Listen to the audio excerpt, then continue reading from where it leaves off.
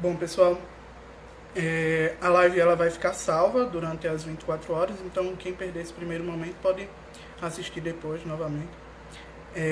Pessoal, meu nome é Nicolas, eu, como muitos sabem, estou como coordenador geral do Centro Acadêmico Florestan Fernandes e em conversa com os componentes da nossa gestão, tivemos, e também com a professora Luciana Santana, tivemos a ideia de começarmos um projeto onde iremos fazer lives no decorrer dessa semana e também durante a outra semana e assim até durar a quarentena.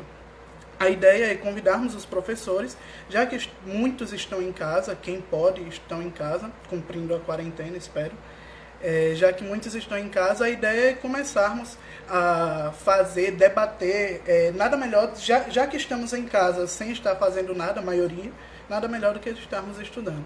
Então, a ideia ela foi levantada pela professora Luciana Santana, isso deu uma ideia muito legal para a gente que faz a composição da gestão atual do Centro Acadêmico Florestan Fernandes, e vamos seguir durante essa quarentena fazendo diversas entrevistas. A primeira, como eu já informei, vai ser com a professora Luciana Santana, ela que é mestre e doutora em Ciência Política pela Universidade Federal de Minas Gerais, com sanduíche pela Universidade de Salamanca, na Espanha, e é nossa professora de Ciência Política do Instituto de Ciências Sociais. Eu vou estar mandando o convite aqui para poder ela participar. Só um momento.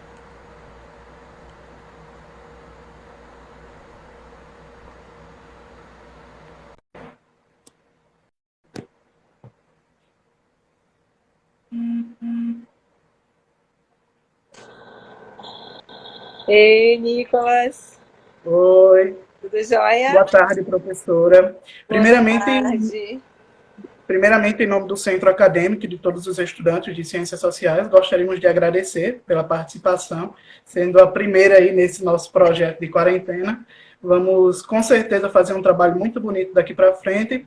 E vamos lá, vamos debater. O pessoal que tem aí suas perguntas podem estar enviando pelos comentários. Quem quiser estar enviando pelo WhatsApp, quem tiver o WhatsApp de qualquer membro do Centro Acadêmico pode estar enviando também. E vamos lá, o pessoal, vamos dar a oportunidade aí para a professora se apresentar, falar. Tô vendo aí. Bom, Nicolas, primeiro queria agradecer, na verdade, o convite que coincidiu também com a nossa conversa, né? Ainda no domingo. E eu acho que é muito importante, né? Nesse momento que a gente está com o calendário suspenso, que a gente tenha um pouco de interação com os estudantes, que a gente possa, de alguma maneira, dialogar, estimular os estudantes, né, a continuarem os estudos, a conhecer um pouco mais, né, das ciências sociais e que possam aproveitar de uma maneira mais prazerosa, né? E que não se afastando das ciências sociais. Então, eu agradeço a vocês, eu acho que vocês estão fazendo um ótimo trabalho, e é isso. Tem que contar mesmo com os professores para isso. Muito obrigado, professora. Professora, a princípio, mandamos para os grupos de algumas turmas e também para os stories daí da nossa página, para o pessoal enviar perguntas. Então, para termos um direcionamento do que vai ser a live a partir daí, e o pessoal mandou algumas perguntas e depois a gente vai respondendo as perguntas que o pessoal vai comentando aí na nossa live. A princípio, como vai iniciar agora um novo semestre, temos muitos calores participando também da nossa live. E a gente fez algumas perguntas, a gente conseguiu encontrar alguns calores, fez algumas perguntas para eles. E perguntamos, né, o que eles têm a perguntar nesse momento, solicitamos, na verdade, perguntas para esse momento, e eles disseram o seguinte: primeiro a gente quer saber o que seria a ciência política e o que eles vão ver no curso daqui para frente. Bom, então, a gente tem dois cursos, né, paralelos. A gente tem um bacharelado em Ciências Sociais e a gente tem uma licenciatura em Ciências Sociais, né, que tem um perfil de egresso diferenciado, né? E aí vocês vão entender um pouquinho ao longo do curso como isso vai se dar.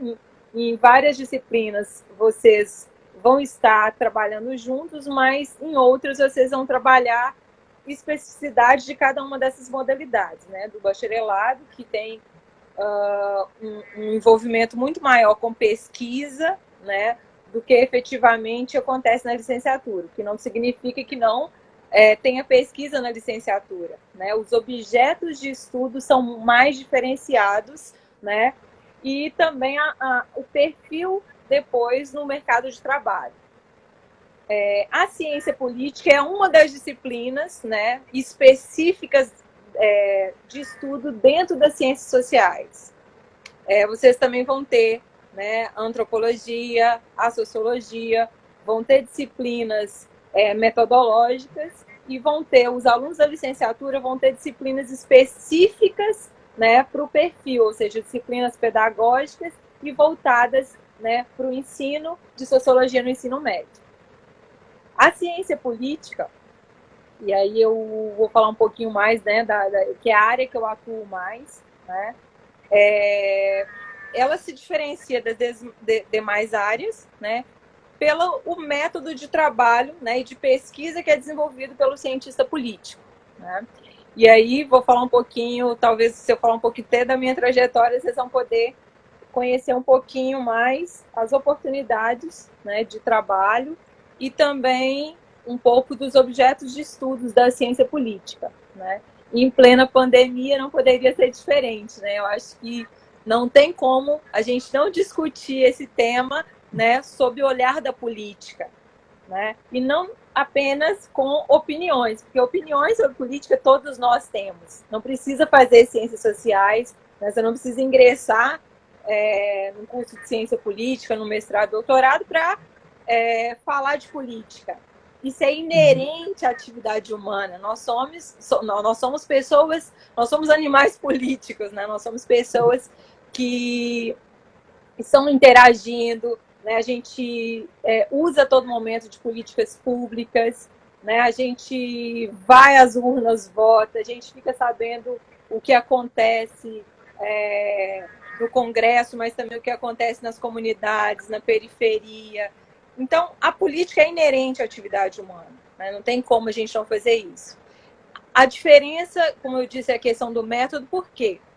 O cientista político, né, ele se debruça sobre os problemas políticos, sobre os diversos temas da política, com o olhar de pesquisador, ou seja, ele vai atrás de dados, né, de elementos que possam efetivamente dar resposta para aqueles problemas que são levantados, né? Então, a gente vai buscar isso através de dados e não apenas de evidências ou apenas opiniões. A gente vai atrás do dado, vai fazer entrevista, vai observar comportamentos, vai analisar comportamentos e, a partir disso, a gente vai ter diagnósticos e análises mais robustas para a gente dizer com clareza quais são, né, os encaminhamentos, os direcionamentos que as políticas podem ocorrer, ou a gente pode dizer um pouco mais sobre o comportamento dos políticos, o comportamento dos indivíduos em determinados espaços, né, sociais e políticos, né, para a gente poder efetivamente ter parâmetros que a gente possibilite essa comparação. Entendo. Quando solicitamos as perguntas, obviamente o pessoal não ia deixar de fazer aquelas perguntas polêmicas do momento, aquelas perguntas que acabam incentivando eles ao debate. E teve duas alunas do segundo período, agora, que fizeram perguntas bem parecidas. Eu acabei juntando as perguntas para termos uma única resposta em relação a isso. A primeira foi a Iris, que perguntou, a Iris do segundo período. Ei, Iris! Que perguntou como você avalia a condução do governo diante da situação da pandemia que estamos passando em relação ao Covid-19, novo coronavírus. E a Anne, que perguntou, na noite do dia 22 de março, o presidente Jair Bolsonaro criticou as restrições de circulações adotadas por governadores de alguns estados. Sabemos que essas restrições foram tomadas para evitar a disseminação do Covid-19, mas o presidente Jair Bolsonaro chamou de histeria e disse que o assunto estava sendo superdimensionado. Elas querem saber qual é a sua opinião sobre essas falas, tendo em vista a importância do cargo que o Bolsonaro ocupa e que acaba, infelizmente, gerando algumas influências na população. Bom, perguntas bastante polêmicas, né?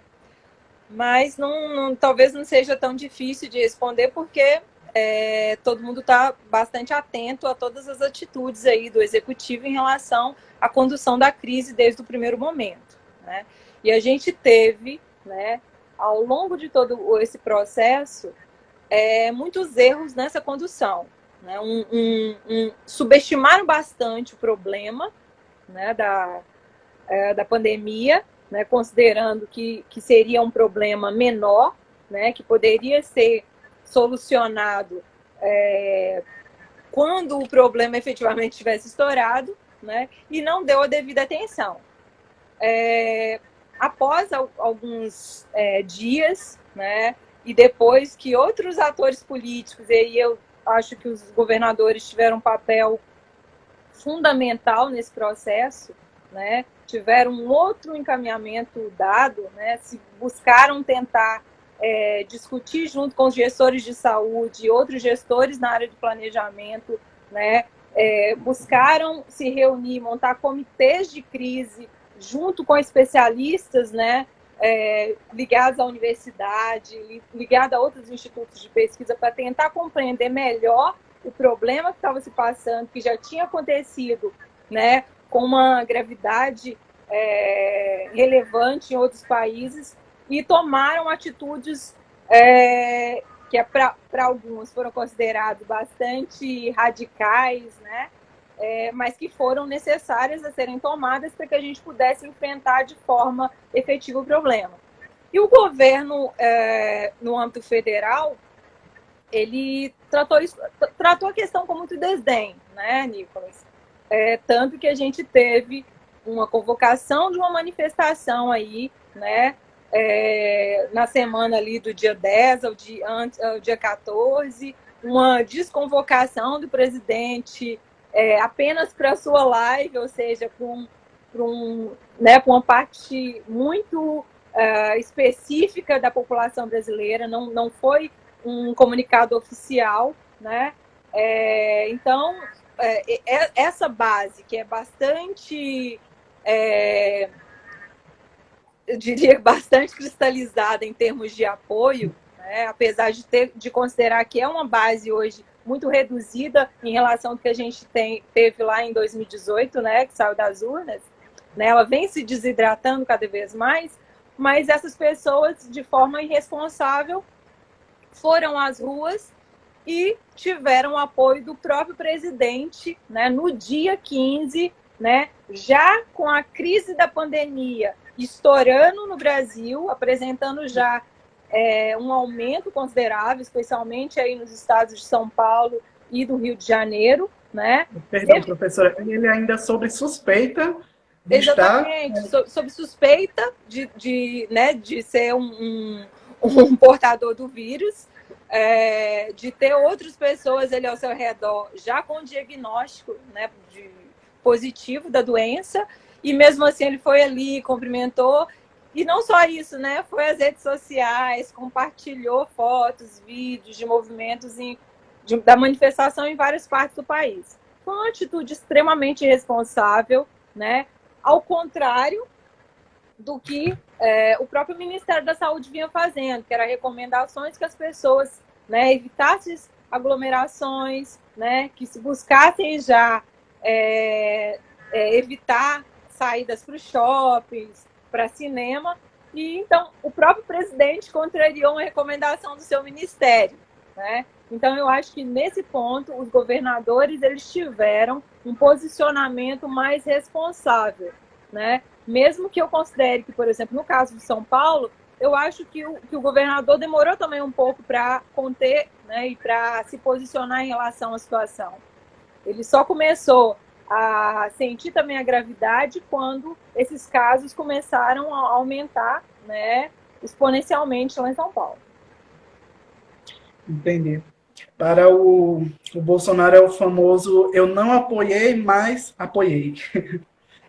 Exatamente. Eu acho que quem me acompanha sabe da minha posição em relação a isso, mas como estudiosa do executivo, a gente não tem como comparar com o comportamento de outros chefes de Estado, né? Quando você assume um mandato, você precisa fazer jus e honrar aquele cargo, sabendo que você, né, é um representante da população brasileira. Você não é representante da sua base eleitoral, né? As urnas acabam ali, né, se fecham depois que o resultado é proclamado, e a partir dali ele passa a ser a chefe de Estado, né? E é preciso zelar por essa função que ele assume, né?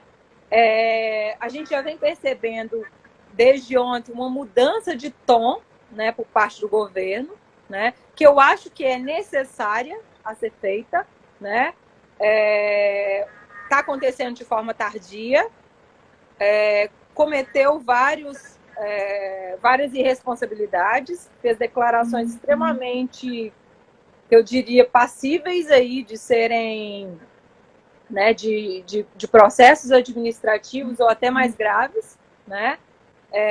Mas como a gente está no meio de uma epidemia, a gente não pode, né, deixar que esses problemas políticos hoje se agravem justamente na hora que a gente precisa conter uma pandemia que é grave. Claro que não é também para gerar pânico nas pessoas, mas sensibilizar as pessoas da importância de determinadas recomendações serem seguidas efetivamente, porque a gente não tenha, né, a mesma evolução da doença que a gente teve em outros países aí no mundo. E a gente tem casos aí até mais próximos, né, da gente, né? Tanto que os casos que chegaram ao Brasil foram de pessoas que foram visitar a Europa, né, foram fazer turismo, né? A gente vê o caso da Itália, né, 700, 600 casos de morte diário, né, uma coisa extremamente assustadora, né? Ali é um exemplo claro de como o sistema de saúde, né, pode entrar em colapso caso, né, várias pessoas sejam detectadas com o vírus e cheguem a uma situação, né, grave, que tenham que ter o apoio ali, né, o suporte hospitalar, né, e hoje as condições que a gente tem do sistema público de saúde, né, não comporta um número elevado, né, de pessoas ao mesmo tempo ocupando os leitos, necessitando dos aparelhos. Entendo. Teve outra pergunta que também foi de uma situação bem recente, mas que provavelmente, acredito que foi a pergunta que mais recebemos, que foi sobre a medida provisória, como todos sabem, que teve aí no último período. E a pergunta que o pessoal fez foi o seguinte: primeiro que após uma imensa pressão popular, o Bolsonaro ele acabou revogando o artigo 18 da MP 927, que permitia a suspensão do contrato de trabalho por até 4 meses sem salário, que é um absurdo, nem parece que é verdade. Se normalmente a gente não visse isso de um canal confiável, de uma fonte confiável, normalmente pensaríamos a princípio que seria fake news, só que infelizmente nada está nos surpreendendo, infelizmente, do governo federal, em questão da pessoa do Bolsonaro. E ontem a senhora compartilhou um Twitter do professor da Mackenzie, Silvio Almeida, que esse Twitter ele dizia o seguinte: para revogar, ainda que um único artigo de uma medida provisória, tem que editar outra. Assim como não se governa o país pelo Twitter, não se revoga norma jurídica pelo Twitter também. Para não esquecer, a MP é toda ruim. Tem que revogar tudo. e não só um artigo. A senhora pode explicar um pouco para a gente como iria funcionar essa medida provisória e como é que a senhora avalia esse comportamento de tratar decisões tão importantes como essa apenas pelas redes sociais? Bom, deixa eu explicar um pouquinho do que aconteceu, né? Já havia uma discussão nos bastidores ali políticos de que a equipe econômica iria buscar apresentar alguma medida aí para tentar acalmar os empresários, né? E seria uma medida com com contingenciamento, né? Inclusive, o Congresso chegou a participar de algumas conversas e o esperado é que na segunda-feira saísse uma medida provisória, mas não uma medida provisória que punisse de forma arbitrária, né, os trabalhadores no país e beneficiasse apenas os empresários, né? Eu acho que a gente está num momento que a gente não dá para a gente não olhar para todos os lados. A gente precisa considerar os empresários, especialmente os pequenos empresários, os pequenos comerciantes, né? E especialmente os trabalhadores, porque quer queira ou quer não, são os atores sociais mais frágeis, né? Dentro de toda essa situação, né? E não dá para você da noite para o dia falar, olha, você vai ficar sem salário por 4 meses e ponto, sem nenhuma contrapartida, sem nenhum tipo de proteção social que resguarde essas pessoas, a família dessas pessoas, para que elas possam minimamente sobreviver, né? Então, houve uma pressão muito grande do Congresso Nacional, que todos os parlamentares, pelo menos a maioria dos parlamentares que eu observei as redes sociais ou que fizeram algum pronunciamento, se posicionaram contrários à medida, da forma como foi apresentado. E também houve uma pressão social muito grande, né? As pessoas não acreditavam naquela medida, né? Eu imaginei, como eu sou estudiosa da relação entre do poder executivo e legislativo, né? Sabia que a resposta para esse caso é uma resposta institucional. E ninguém melhor que o Congresso Nacional para barrar um tipo de medida como essa. E eu achava que, e ainda acho que é o Congresso Nacional que deve dar essas respostas de forma frontal para o Executivo, né? Então, todas essas pressões aí fizeram com que o presidente ali revogasse esse artigo. Provavelmente o Congresso vai negar essa MP e pedir que a próxima MP, que vai ser editada ainda, ela apresente, além do contingenciamento, que eu acredito que vai acontecer, ou seja, existem propostas de que haja um corte de uma porcentagem do salário por um período, né? Mas também que isso seja de alguma maneira equilibrada com de ajuda, né? E de apoio a essas pessoas durante esse período, com treinamentos, com algum tipo de atividade que também possa ser uma proteção, né, para essas pessoas e uma forma delas estarem ligadas diretamente a esse trabalho, fora também o que é previsto, a ampliação do home office, a ampliação de outras atividades, né, a home office que seriam atividades à distância, né, de forma remota, como a gente está fazendo aqui essa conversa, né, que férias possam ser antecipadas, enfim.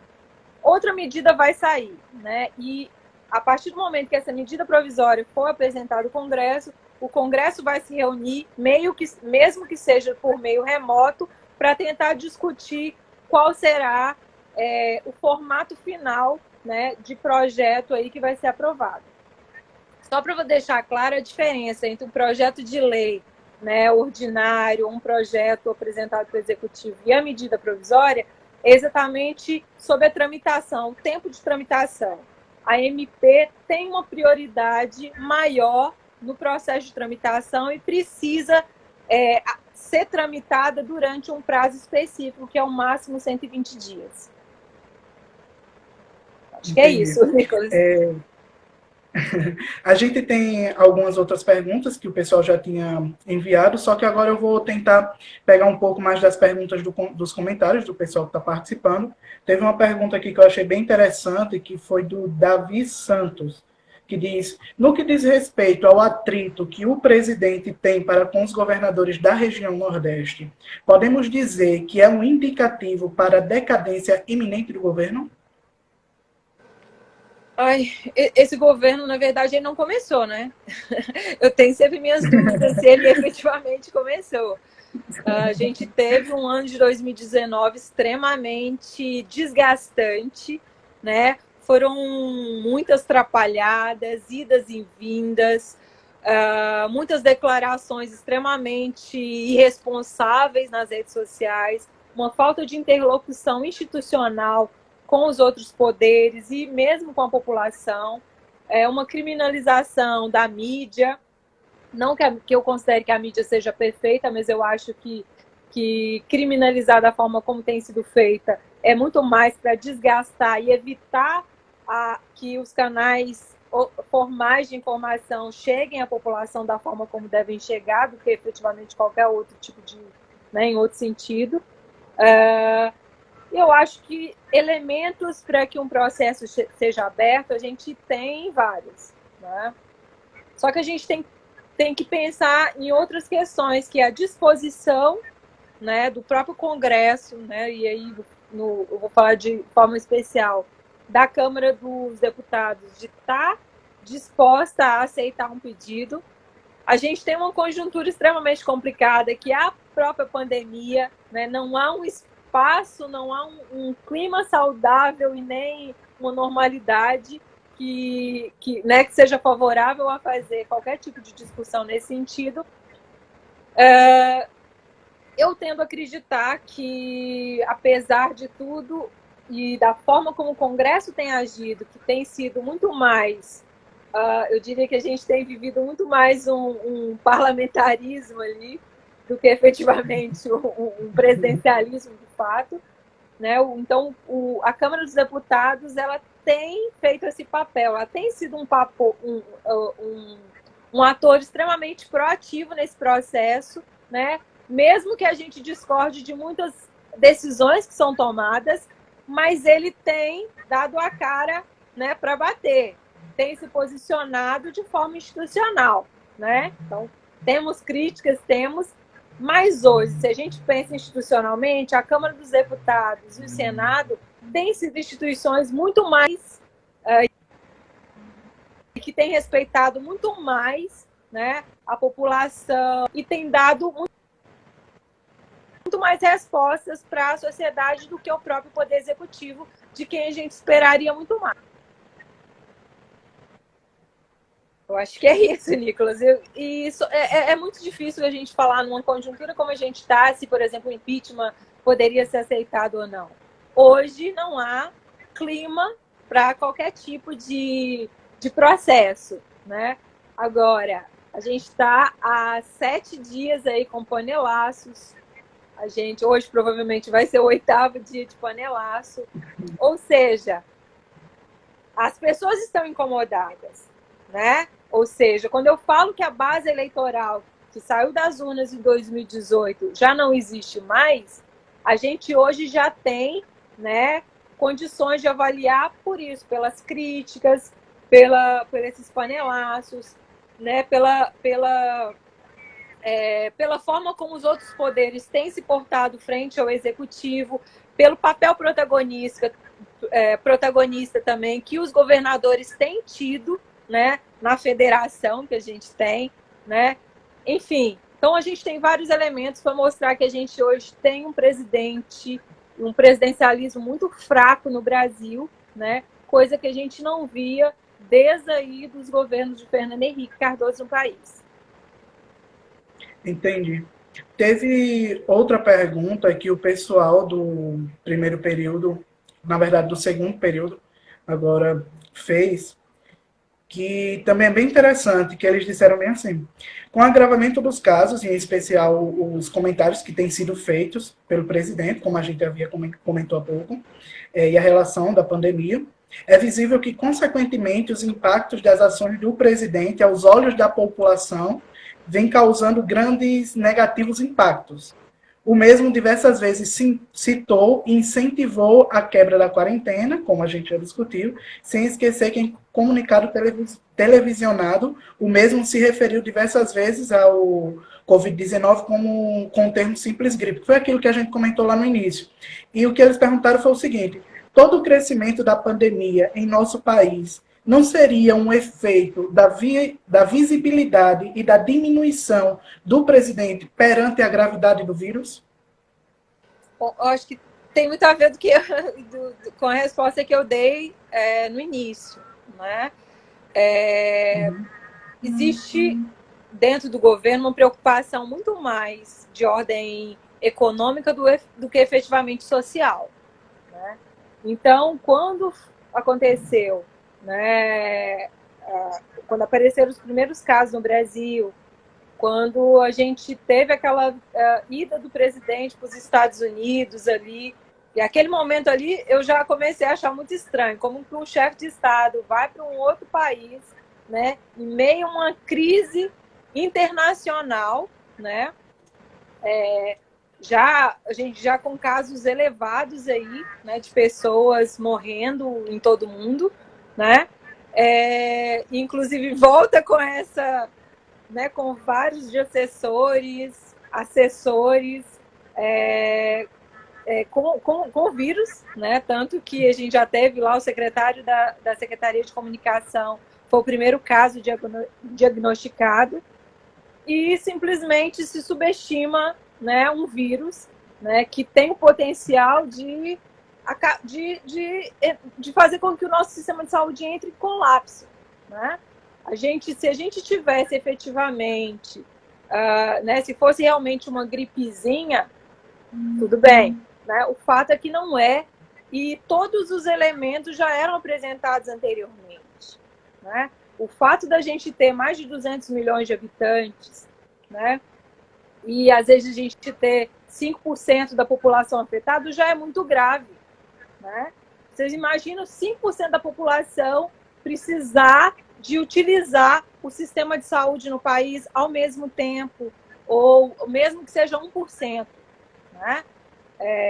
Então, houve um negligenciamento, mas eu chamo a atenção que já havia dentro do governo laudos e estudos que já eram apresentados e informados, tanto que o ministro da Saúde, né, ele já tinha feito as recomendações, algumas recomendações que a população já precisava seguir desde ali daquela semana do dia 8 ao dia 14, né? O presidente simplesmente ignorou e eu acredito que dentro das suas decisões pesou muito mais as questões econômicas e prejuízos econômicos, né? Só que a gente está pensando uma pandemia internacional que vai matar pessoas, né? A gente precisa salvar vidas, a gente precisa, né, colocar essas pessoas, né, dar um mínimo de proteção, fazer com que o menos pessoas sofram, né, dessa doença, que menos pessoas possam ser contaminadas. E é isso que a gente está se buscando hoje, quando a gente pede, por exemplo, que as pessoas se isolem, não saiam de casa, que as pessoas sigam as regras, né, e as recomendações que estão sendo apresentadas pelos governos, né? É muito importante, né? A gente sabe que as pessoas estão tendo prejuízo, né? A gente tem grupo, por exemplo, na escola que a gente está fazendo uma vaquinha para ajudar o pipoqueiro, a senhora que vende milho, porque é necessário. Essas pessoas precisam de proteção, né? Essas pessoas precisam de ter o que comer, essas pessoas não têm uma carteira assinada, né? Então, o governo ele precisa adotar medidas, né, para proteger essas pessoas. Algumas medidas já foram apresentadas, mas ainda não foram implementadas e sequer foram aprovadas pelo Congresso, né? O que a gente precisa, enquanto sociedade, é pressionar que as instituições deem resposta a esses problemas e dê assistência a esses problemas, né? A gente tem casos de países, né, que estão pagando $1.000 de assistência às pessoas para que elas possam sobreviver durante esse tempo que elas estão isoladas, né? No Brasil, tem se apresentado, por exemplo, um valor de R$200 para as pessoas sobreviverem aí, né, durante um tempo. Existe um desequilíbrio muito grande, né? Os bancos, eles são prontamente atendidos, né? Mas as pessoas sempre acabam sendo deixadas em segundo plano. E a gente precisa inverter isso. A gente precisa proteger essas pessoas. A gente precisa assessorar o trabalhador, o pequeno comerciante. Essas pessoas precisam. As pessoas que estão no mercado informal, gente. Essas pessoas não têm qualquer tipo de direito, né? Quantos... E hoje a gente tem uma taxa de desemprego no Brasil alta, a gente já tem uma taxa muito grande de pessoas que estão na informalidade, né? Porque o mercado de trabalho já não absorve como absorvia anteriormente, né? Então, essa rede de proteção precisa ser construída. Ela precisa ser construída de alguma maneira, né? Eu acredito que não gostaria que trabalhadores sejam prejudicados, né? Mas eu acho que todo mundo, nesse momento, precisa fazer sua parte. E fazer a sua parte é tudo. Se isolar, né? Não ficar estocando comidas em casa, né? Porque isso depois lá na frente tem também um impacto, né? Enquanto várias pessoas ficam nas filas atrás de álcool em gel, gente, o pessoal da periferia, eles não têm sequer sabão. Às vezes não tem uma água limpa, né? Para ter condições mínimas de higiene. O que a gente está fazendo por essas pessoas? O que os governos estão fazendo por essas pessoas, né? É muito mais grave do que a gente possa imaginar, né? Eu até fico emocionada quando eu falo, porque realmente é bastante grave, né? Babás, diaristas, né? São pessoas que dependem dessa rede de proteção. Elas são sempre o lado mais fraco, mais vulnerável da história, né? E a gente precisa brigar para que essas pessoas sejam assistidas. Teve um caso também que, inclusive, está circulando por aí pelo WhatsApp, muitos vídeos dos motoristas de transportes alternativos também, chorando, gravando vídeo, dizendo que não sabe o que fazer, não sabe como sustentar a família, não tem ninguém na rua.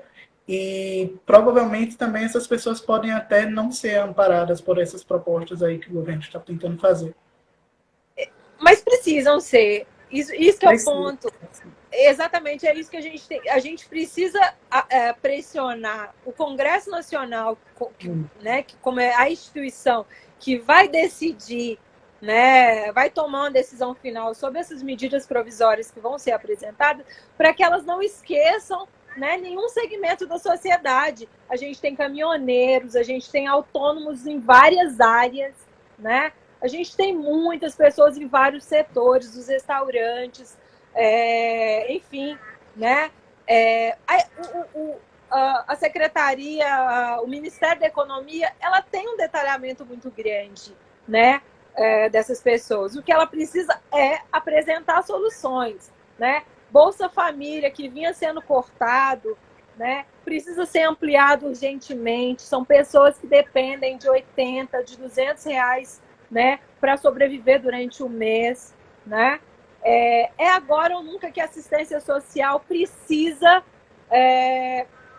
ganhar aí montantes, recursos, emendas, né, doações, enfim, para que essas pessoas possam minimamente sobreviver durante esse período.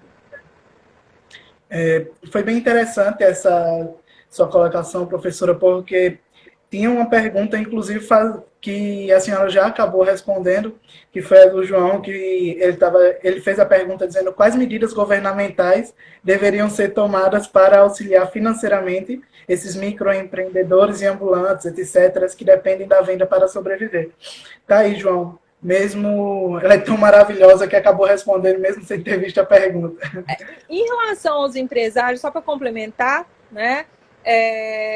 É necessário que linhas de crédito sejam, né, liberadas, né, que muitos desses trabalhadores de empresários e pequenos comerciantes precisam de subsídios do governo nessa hora, né? Se as pessoas elas estão em isolamento, né, não está existindo demanda em vários desses setores, né? Ou seja, esses pequenos comerciantes, pequenos empresários precisam de alguma maneira conseguir manter o salário daquelas pessoas, né, que são os responsáveis pela mão de obra ali daquela atividade econômica, né? Então, enfim, empresários, comerciantes, né, a população, né, todas essas pessoas precisam de alguma maneira serem atendidas nesse momento. Se o governo não fizer isso, a gente vai ter uma crise econômica muito maior ali na frente, né?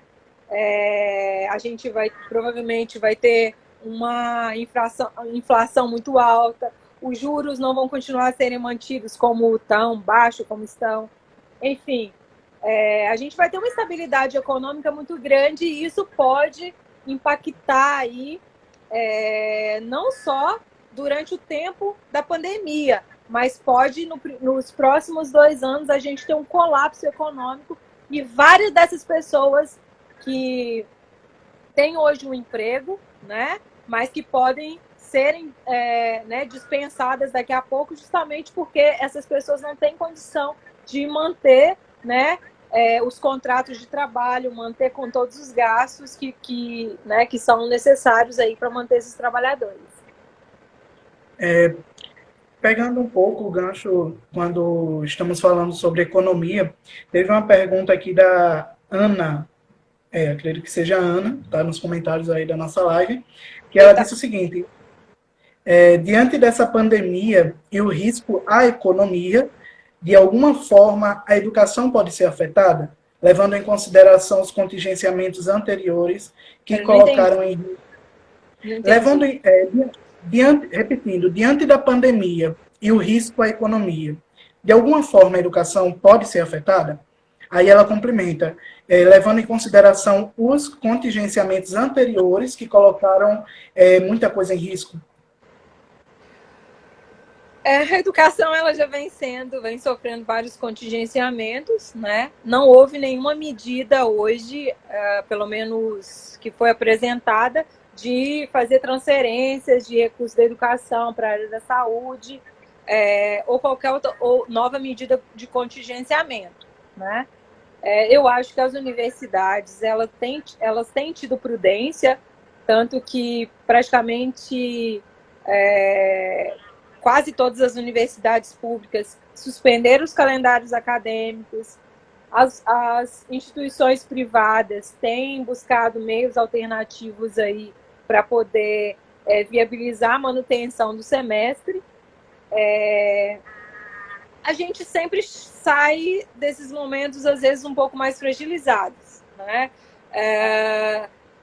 Mas é importante que hoje a gente acate essas medidas, né? Provavelmente a gente vai ter atraso no calendário acadêmico, né, nas instituições que suspenderam os calendários. A Universidade Federal, ela é bastante resiliente no sentido de que consegue se adaptar a essas situações. Os estudantes já estão acostumados muito com ter um ano com 3 semestres, enfim. Alguma coisa vai ser feita, mas a gente tem um compromisso, né, os professores, de que todos os conteúdos sejam mantidos, né, e que os estudantes possam sofrer menos possível todo esse processo. No caso atual, é compreensível, porque é uma calamidade pública, né? A gente está falando de saúde, a gente está falando de pessoas. Se a gente também não der a nossa contribuição agora, né, a gente poderia estar contribuindo aí para que esse colapso seja maior do que está sendo esperado. Só antes de fazer a próxima pergunta, eu gostaria de informar a todos que estão assistindo a live que estaremos tentando conseguir os certificados de participação através do SIGA-A. Então, assim que encerrar essa live, ainda não vai estar disponível, somente quando encerrar essa live, vocês podem entrar no link que fica aí na bio da nossa página, do Centro Acadêmico, entra no link, no início já vai estar tendo uma aba para você estar se inscrevendo, para poder passar os seus dados e poder estar recebendo esse certificado futuramente assim que voltar às aulas. Professora, tem uma... Nicolas, Pode eu queria falar. te interromper, o que eu lembrei aqui, senão eu vou acabar me esquecendo, né? Pode Eu falar. acho que a gente também precisa estar atento a outros problemas sociais, né, que vão surgindo e que vão se intensificando por causa da pandemia, né? Hoje eu estava lendo alguns dados, por exemplo, de violência doméstica, né? A gente tem nesse momento de isolamento as famílias ali, né, mais juntas, né, por maior tempo, né? E a gente sabe que as mulheres também são muito vulneráveis. As mulheres que estão nessas condições de vulnerabilidade, que dependem às vezes do marido, né, acabam sofrendo mais nesse momento. Então, essa rede de proteção precisa se estender também a esse segmento da sociedade, né? Muito bom. São mulheres que já enfrentam violência física e psicológica diariamente, né? Mas que por causa dessa recomendação necessária, né, acaba tendo que sofrer dessa violência de uma forma muito mais pesada, até me faltam palavras para dizer. Então, essa rede de proteção a gente precisa ampliar, a gente precisa estar atento, a gente precisa estar atento às pessoas que trabalham nas nossas casas, né, muitas vezes, né, as vizinhas, tentar de alguma maneira dar uma assistência, conversar com essas pessoas, né, fazer com que elas, mesmo em meio a essa pandemia, que elas têm canais para fazer denúncias, elas não podem, né, sofrer essa violência calada, elas precisam também de ter essa rede de proteção, né, da população, dos governos e de todos os órgãos, né, responsáveis. Entendi.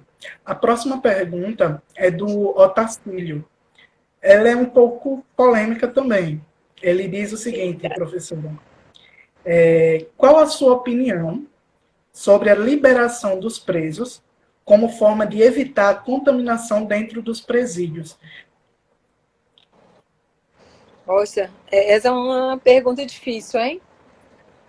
Bem difícil. Se eu não Eu acho souber que responder, olha, o que eu não souber responder, provavelmente eu vou procurar um especialista e vou tentar também esclarecer, depois eu posso até responder, né? A gente tem um colega, a gente tem o professor Emerson do Nascimento, que ele é especialista nessa área, tem se debruçado sobre esse tema, né? Tem até mais elementos para falar sobre isso. Mas a minha opinião, vou pensando sobre a minha área de estudo, né, mais voltada para os governos, para a gestão, né, é uma decisão acertada no momento, né, de que essas pessoas se mantenham ainda nesse isolamento, né, para que essas pessoas não sejam contaminadas e a gente tenha um agravamento muito maior das situações dos presídios hoje, né, sem ter um recurso na área da saúde para assistir essa população carcerária também, que é uma população vulnerável, né? Então, momentaneamente, assim como nós precisamos fazer o nosso isolamento domiciliar, é importante que essas pessoas aguardem por um período ainda, né, as saídas aí, mesmo elas tendo o direito de saída durante, né, já que elas têm né, elas estão no semi-aberto, né, mas que elas também contribuam, né, para que a gente tenha menos contaminações aí, menos pessoas suscetíveis aí à contaminação e possa ampliar isso para a população carcerária como um todo. entendemos.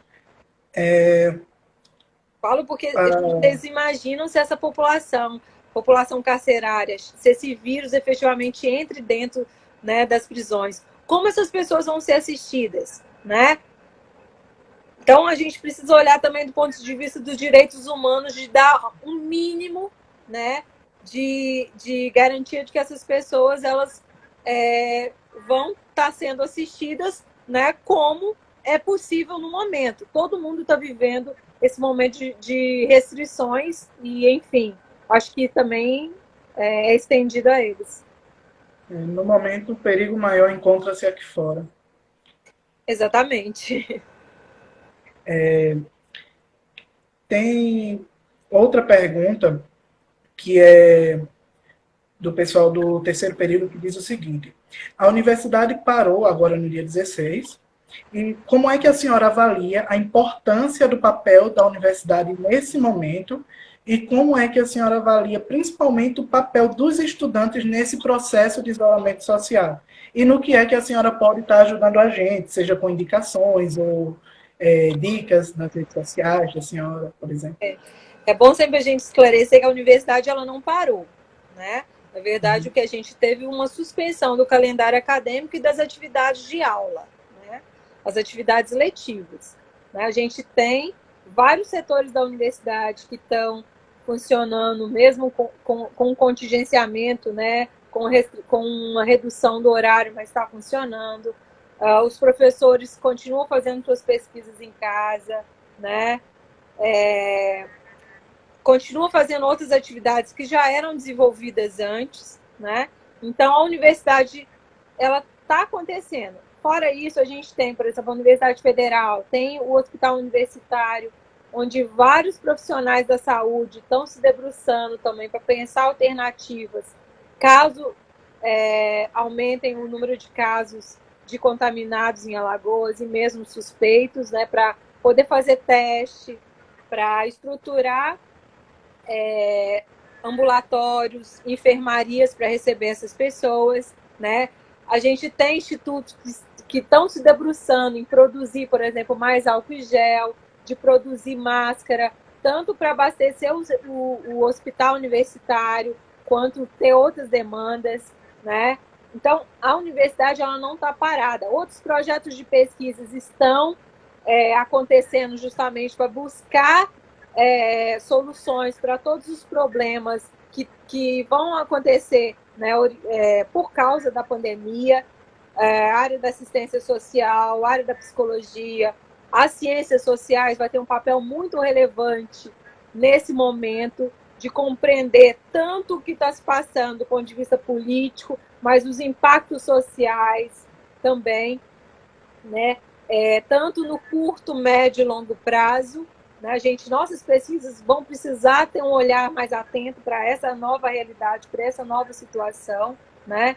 É interessante que os estudantes não percam contato com os professores. A gente sabe que tem alguns estudantes que já têm aí, estão desenvolvendo seus trabalhos de conclusão de curso, estão envolvidos em pesquisas de PIBIC, né, PIBID, que é a bolsa de pesquisa aí voltada para a docência. A gente tem pesquisas também independentes dos professores. Os professores, de alguma maneira, precisam se comunicar com esses professores. É uma forma da gente se manter ativo nesse processo, é uma forma da universidade continuar contribuindo. Participar de projetos de extensão, por exemplo, buscar de alguma maneira, mesmo que de forma remota, sensibilizar essas populações mais vulneráveis, as periferias, contribuir com campanhas aí que possam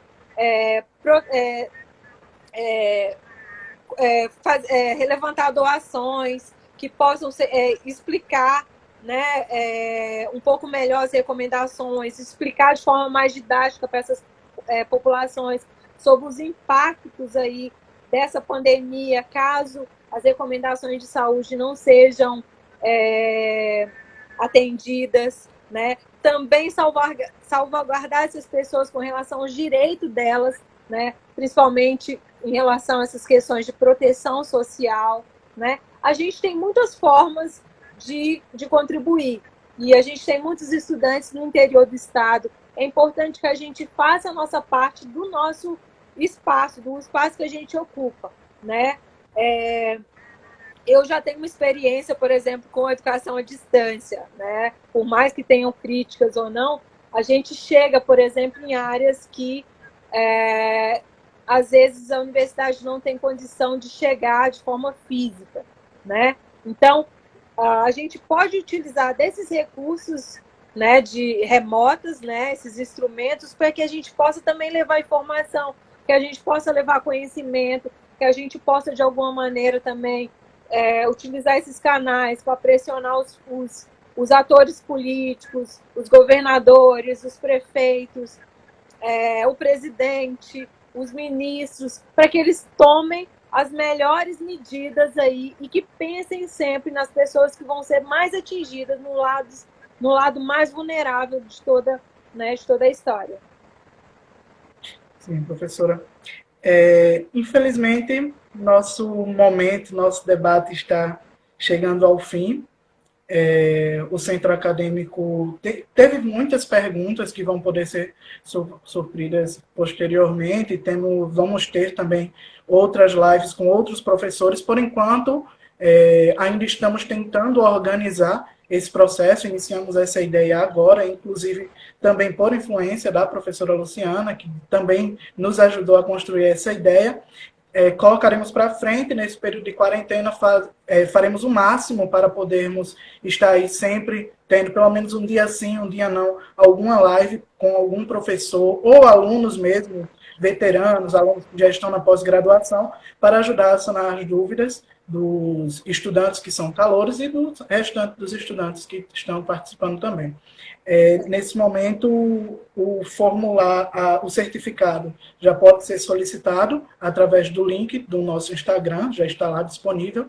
E o Centro Acadêmico Florestan Fernandes só tem a agradecer imensamente pela participação da professora Luciana aqui nesse momento. É muito importante esses incentivos que nos ajudam muito nesse processo de quarentena. Muito, muito obrigado, professora. Nicolas, eu que agradeço. Eu estou vendo várias mensagens aí. Vou dar um beijo para todo mundo. Vocês sabem que podem contar comigo. Eu estou à disposição para dar dicas de leituras, para tirar alguma dúvida. Mandem lá, pode mandar mensagem no direct, pode mandar e-mail, tá? Eu estou à disposição. Eu acho que essa quarentena nossa vai durar um pouquinho, vai se prolongar um pouquinho mais. Eu me comprometo a voltar em outros momentos para a gente fazer uma avaliação mesmo da situação. É importante que a gente se mantenha antenado e, enfim, eu estou à disposição mesmo. O que eu puder responder depois aí, eu respondo para vocês aí nas mensagens, tá? Mas é importante isso, o engajamento, é importante que a gente siga essas recomendações, que a gente, do nosso espaço, a gente crie também formas da gente contribuir com a ampliação dessas redes de proteção, que a gente também olhe para as pessoas que estão mais fragilizadas nesse momento. Vamos contribuir de alguma maneira, gente, tá? Eu acho que todos nós temos uma parcela muito grande de contribuição, né, a fazer, tá? Mas é isso, tá? Eu acho que hoje é um primeiro momento.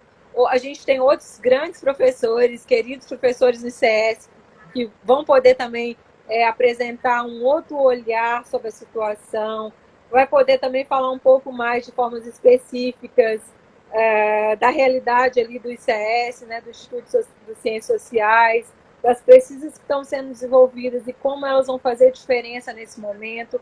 A gente precisa aproveitar disso. E é isso, estou aqui à disposição, parabenizar mais uma vez o CAF, todos os integrantes, meus alunos que estão aí, sabem que eu sou assim, sou apaixonada, o que eu posso, assim, eu faço mesmo, e estou à disposição, tá? E também sou passível de críticas também, porque ninguém precisa concordar às vezes, com uma opinião, né? Mas é importante que a gente tenha um olhar mais especializado de quem possa contribuir minimamente com a melhoria desse cenário que a gente tem hoje. A live está encerrando. Pessoal, a live, quando ela chega em 1 hora, aparece de live, ela aparece o tempo dizendo que restam algum tempo e depois ela se encerra. e por isso ela acabou encerrando a transmissão. Eu vou tentar enviar o convite novamente para a professora, só para a gente tentar se despedir de maneira mais coerente.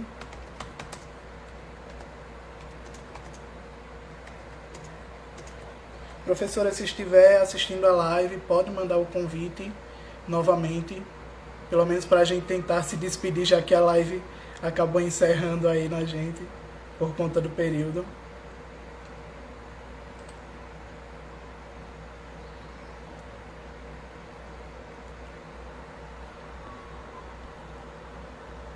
Deixa eu tentar ver aqui.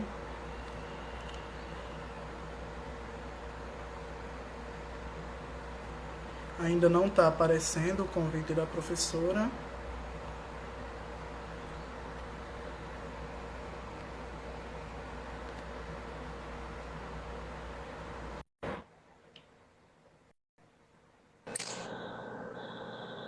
Estamos de volta. A primeira parte eu já salvei, já tá sendo publicada nos stories para o pessoal que estava perguntando. E a professora pode continuar se despedindo, porque quando cheguei em 1 hora a live ela para automaticamente. Ah, não tem problema. Bom, mas é isso. Eu já parabenizei vocês. A gente tem um papel social, um papel político muito importante hoje, né? E especialmente os alunos que são veteranos já têm as ferramentas necessárias para fazer análises aí mais, né, mais substantivas, com mais rigor, né? Aproveita esse momento também para contribuir com produções e também contribuir para orientar os novos estudantes que estão entrando, né? Como eu disse, eu estou à disposição, né? E, enfim, vamos tentar fazer com que esse momento dessa quarentena seja o menos penoso possível, né? Seja o mais agradável, que a gente possa fazer com que seja mais produtivo mesmo com todas as restrições e fazer com que outras pessoas aí não pirem, né, tendo que ficar em casa, não tá em contato, não tá sentindo mais aquele abraço, aquele beijo, né? Enfim, não tá ali nos corredores do Instituto de Ciências Sociais, mas que a gente se torne presente de alguma maneira, né? Mesmo que de forma remota. É isso aí, professora. E a todos que assistiram a gente até agora, nosso agradecimento. Como eu já informei os alunos que cursam Ciências Sociais, é só entrar no link da nossa bio, na bio do nosso Instagram. Aí tem um link que vai direcionar vocês para um site. Lá vai ter a parte de solicitar o certificado da participação dessa live, que vai ser emitido pelo CIGA através da professora Luciana. Então, todos que participaram podem ir lá, podem solicitar. E é isso aí, pessoal. Muito obrigado pela participação. Esse é só o começo de várias atividades que vamos estar desenvolvendo para podermos estarmos nos ocupando nesse período de quarentena. Muito obrigado pela participação, professor. Muito obrigado pela participação de todos. Tá, um abraço para todo mundo, um beijo. Depois eu respondo diretamente lá nas mensagens. Um abraço. Outro. Tchau. Tchau.